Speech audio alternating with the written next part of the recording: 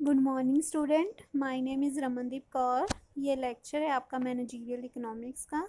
आज हम अपने इस लेक्चर में जो आपका नेक्स्ट टॉपिक है कॉस्ट फंक्शन, उसके बारे में पढ़ेंगे। तो फर्स्ट ऑफ ऑल देखते हैं कि कॉस्ट फंक्शन का मीनिंग क्या होता है। तो कॉस्ट फंक्शन जो है वो एक मैथमेटिकल रिलेशन होता है कॉस्ट, किसी प्रोडक्ट की कॉस्ट के बीच में और उसके डिटर्मिनेंट्स, जो कॉस्ट के डिटर्मिनेंट्स होते हैं उसके बीच में एक मैथमेटिकली रिलेशन को रिप्रेजेंट करता है कॉस्ट फंक्शन।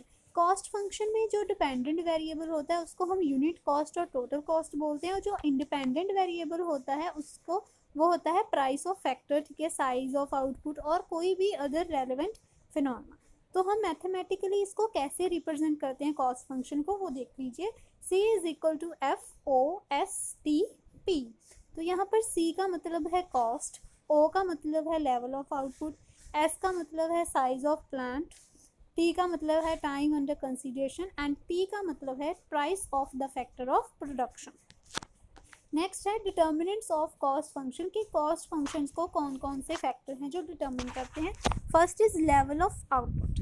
तो जो लेवल ऑफ आउटपुट का टोटल आउटपुट का जो टोटल कॉस्ट होती है उनका जो रिलेशनशिप होता है वो पॉजिटिव होता है। जैसे ही हमारी टोटल आउटपुट जो इंक्रीज़ होती है तो हमारी टोटल कॉस्ट जो है वो भी इंक्रीज़ होती है। अगर हम आउटपुट को डिक्रीज़ करते हैं तो हमारी टोटल कॉस्ट जो है वो भी डिक्रीज़ हो जाती है। इसलिए ये एक पॉजिटिव रिलेशन है। जिस डायरेक्शन में हमारी आउटपुट जाएगी उसी डायरेक्शन में हमारी कॉस्ट भी जाएगी। तो कॉस्ट में जो है वो राइज और फॉल हो सकती है डिफरेंट रेट की वजह से और डिफरेंट पीरियड्स ऑफ टाइम पर, ठीक है। Next is size of plant. Size of plant और स्केल ऑफ ऑपरेशन जो है वो इनवर्सली रिलेटेड होता है।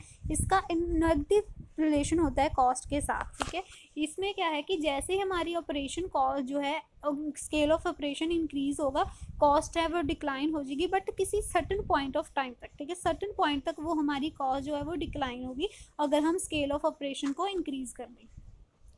Next third point is price of inputs. The cost जो है वो price of price factor of production पर डिपेंड करती है।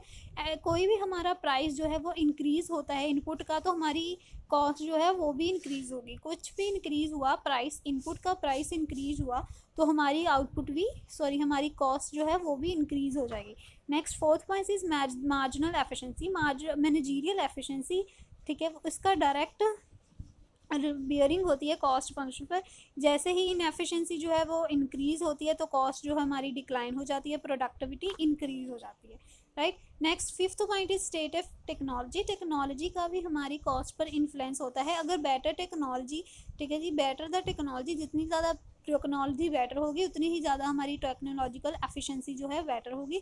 How best we can produce, ठीक है, ये हम कितना बेस्ट प्रोड्यूस कर सकते हैं अवेलेबल टेक्नोलॉजी के साथ, वो डिटरमिन करता है हमारा लेवल ऑफ कॉस्ट, ठीक है। नेक्स्ट है कॉस्ट आउटपुट का रिलेशनशिप।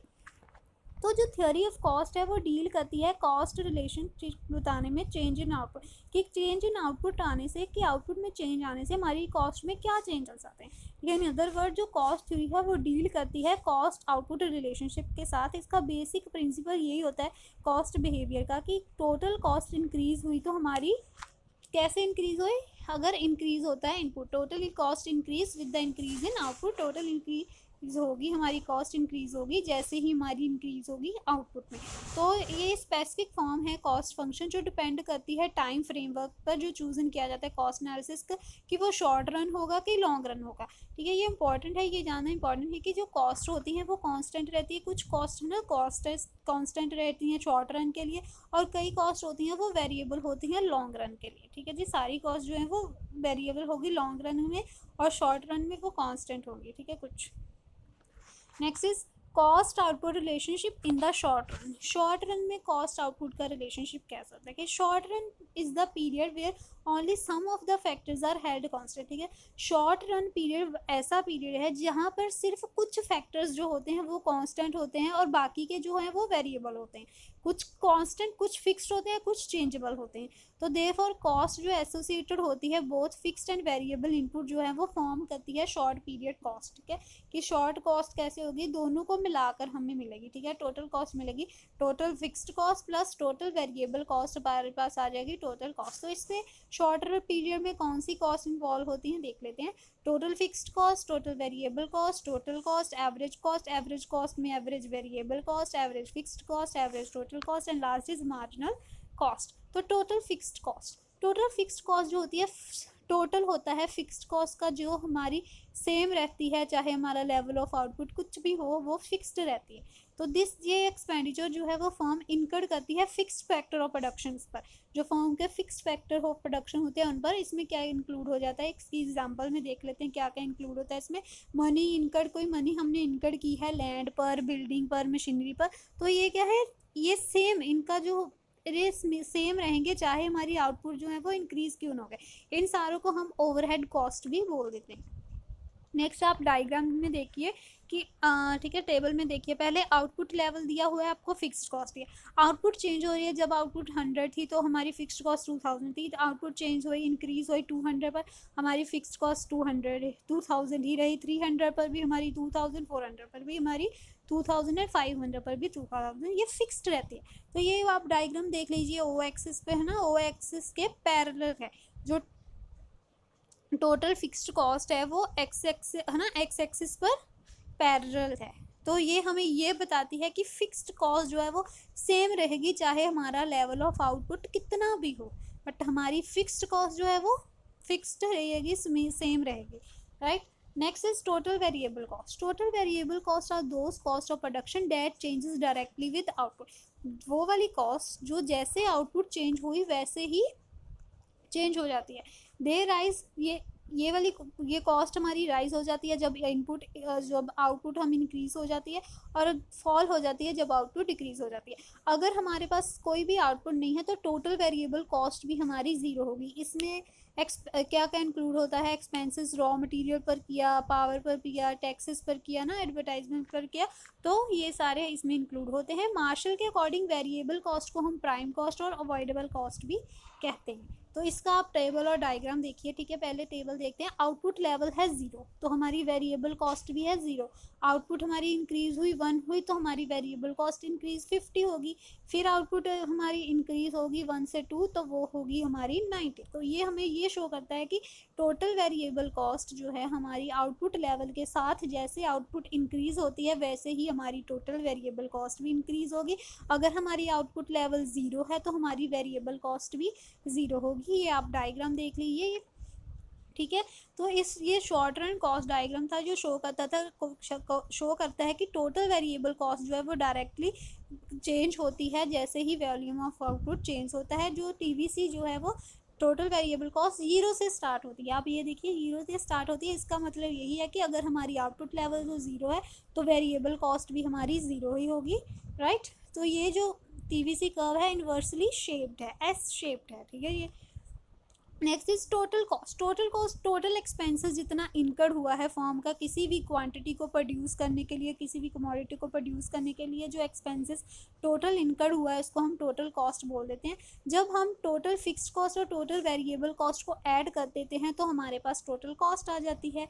तो इसमें क्या क्या चीज़ें इंक्लूड होती हैं, payment for rent, interest, wages, expenses on raw material, electricity, water etcetera, ये सारी चीज़ें हमारी टोटल कॉस्ट में इंक्लूड होगी, राइट।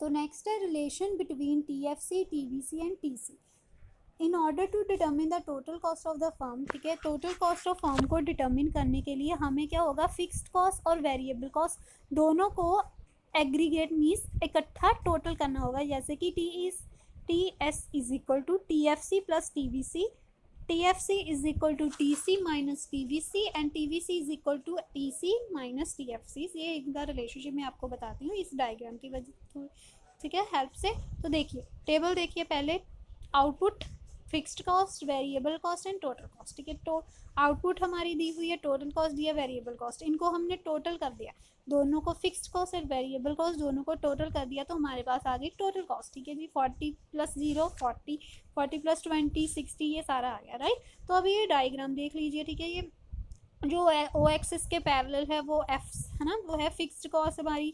ये वीसी और टीसी दोनों हैं जो अपवर्ड डायरेक्शन में जा रही हैं। तो इनका रिलेशनशिप देखते हैं, ठीक है। इन द फिगर जो टोटल फिक्स्ड कॉस्ट है वो पैरेलल है ओ एक्सिस पे, दे कर्व स्टार्ट, ठीक है, ये वाई से स्टार्ट होती है, ठीक है जी, वाई पॉइंट, ठीक है, वाई एक्सिस पर स्टार्ट होती है, जिसका मतलब है कि फिक्स्ड कॉस्ट, ठीक है, ये जीरो से स्टार्ट नहीं होती। आप देखिए कि जो हमारी फिक्स्ड कॉस्ट है वो जीरो से स्टार्ट नहीं हो रही। क्यों? इसका मतलब ये है कि चाहे हमारी आउटपुट जीरो ही क्यों ना, बट हमारी फिक्स्ड कॉस्ट जो है वो अक्कड़ होती ही रहती है, इनकड़ होएगी, चाहे हमारी आउटपुट हो चाहे ना हो। ऑन दी अदर हैंड जो दूसरी साइड देखिए, टोटल वेरिएबल कॉस्ट जो है वो अपवर्ड शो हो रही है, that as output increases total variable cost also increases. ये देखिए अपवर्ड शो हो रही है ना, तो ये स्टार्ट कहाँ से हो रही है, ये देखिए ये अपने रीजन से स्टार्ट हो रही है, जिसका मतलब है कि मैंने आपको पहले ही बता दिया कि हमारी कॉस्ट, अगर हमारी आउटपुट ज़ीरो होगी तो हमारी वेरिएबल कॉस्ट भी ज़ीरो होगी। नेक्स्ट है total cost curve has been obtained by, ठीक है, जो टोटल कॉस्ट हमारी कर्व आई है वो फिक्स्ड कॉस्ट और वेरिएबल कॉस्ट दोनों को ऐड कर कर हमारे पास ऑब्टेन हुई है, राइट। तो ये था इनके बीच का रिलेशनशिप। होप आपको ये लेक्चर समझ आ गया होगा। अगर आपको फिर भी कोई प्रॉब्लम है किसी भी टॉपिक में तो आप मुझसे कांटेक्ट कर सकते हो। Thank you class.